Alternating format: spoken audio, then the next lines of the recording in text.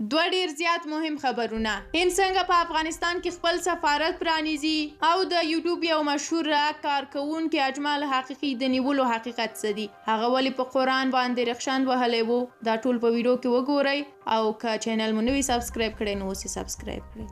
لومړی دا چې هند کابل کې د خپل سفارت پرانیستلو ته نږدې شوی دی. هندوستان ټایمز ورځپاڼې د هند د بهرنیو چارو وزارت د سرچینو په حواله لیکلي دي دوی په کابل کې خپلې ټولې ارزونې ترسره کړي دي او د سفارت پرانیستلو ته نږدې شوي دي. سرچینه کاږي چې دوی به خپل ډیپلوماتیک فعالیت پیل کړي او ښایي قونسلي چارې هم بیرته فعالې شي. تر دې وړاندې د هند بهرنیو چارو وزارت هم ویلي و چې دوی په افغانستان کې وضعیت له نږدې ارزولی دی. سفارت او پروژې یې خوندي دي نو ځکه دې ته تیار دي چې له افغان حکومت سره تعامل پیل کړي او په دې سختو شرایطو کې د افغانانو لاسنیوی وکړي.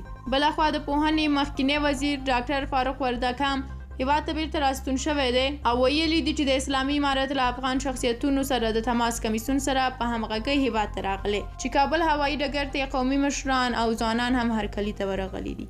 اوس مهم خبر دا چې د طالبانو د استخباراتو ادارې د یو ویډیو په خپرولو سره د یوټیوب د مشهور کارکونکي اجمل حقیقي او د هغه د همکارانو د نیولو خبر ورکړی دی. ویلي دي چې دوی مقدساتو ته سپکاوی کړی دی. په دغه ویډیو کې چې دغه ادارې پرون سهشنبه خپره کړې ده پکې راغلي دي چې د اجمل حقیقي او دوه همکارانو لاسونه زولانه دي او د کمرې د دوربین مخې ته ولاړ دي. په دې ویډیو کې ښاغلي حقیقي اعتراف کړی دی. ویلي دي چې د اسلام مقدساتو ته سپکاوی شوی دی او له دې امله د طالبانو او د افغانستان له خلکو بخښنه وغواړي. خو تر اوسه دا نه ده څرګنده شوې چې دغه ویډیو په څه ډول شرایطو کې ثابته شوې ده. اجمل حقیقي د افغاني جامو ته رادی چې په یوټیوب شبکه کې کومیډي ویډیوګانې خپروي او غلام سقي چې عقل هم سم کار نه کوي د قرآن یو آیات یې تلاوت کړی وروسته دوی پرې خندلي او داسې یو څه سپکاوی ورته شوی دی. طالبانو له دې مخکې هم د توقیف شویو بشري حقونو د یو شمېر فعالانو د اعتراف ویډیوګانې خپرې کړي دي چې د بشري حقونو د بنسټونو انتقادونه یې راپارولي وو.